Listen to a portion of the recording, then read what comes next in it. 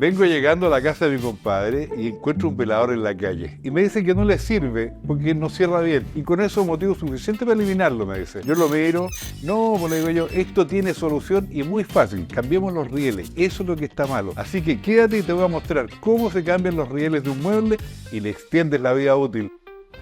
Hay muchos tipos de rieles de corredera, por eso tenemos que fijarnos muy bien cuál es el uso que le vamos a dar. Para eso es importante fijarse en el peso que pueda soportar y en la longitud que tiene. Este cajón tiene 30, por lo tanto vamos a usar un riel de 30. Voy a usar yo estos telescópicos que funcionan muy bien.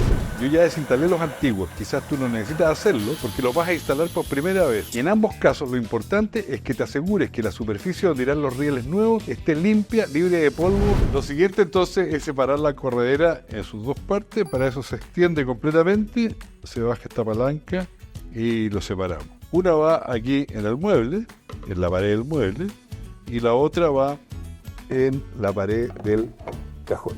Ambos segmentos deben ir perfectamente alineados, tanto en la estructura como en el cajón, para que éste pueda deslizarse sin problemas.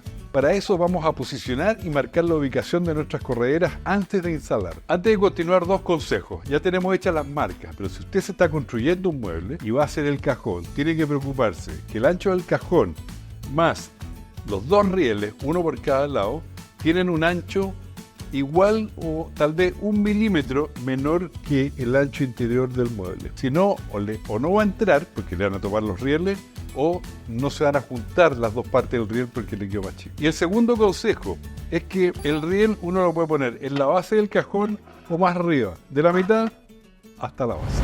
Cuando vamos a fijar los rieles, fíjese que el tornillo que usamos es bastante chico, que está hecho para el riel. Como un tornillo chico no necesita un atornillador muy grande ni hacer demasiada fuerza. Haga una guía con un clavito, marque un agujero y después entonces usted se apoya en el agujero y atornilla suavemente. Tenemos hechas nuestras marcas y dijimos que tenía que ir esto adelante desde el inicio. Y ahí la línea nos coincide con ese agujero, entonces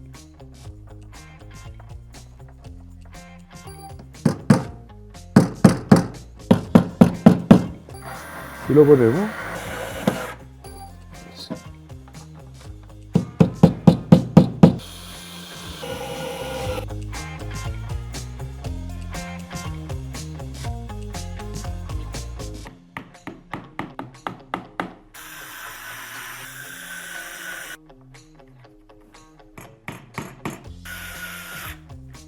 Y ahí entonces vamos para adentro y presionamos fuerte hasta que llegue hasta el final. Ahí queda todo enganchado. Ya lo tira para afuera y funciona perfecto. Ahí está, el mueble funcionando con sus rieles de corredera trabajando perfectamente. ¿Solucionamos? Solucionamos. Entra a home.cl y descarga el PDF con todos los detalles de este proyecto y de muchos más. Suscríbete para ver más videos como este cada semana. Y acuérdate que todo lo que necesitas para tu hogar, para tu casa, lo encuentras en las tiendas Sodimac, en nuestra app y en sodimac.com.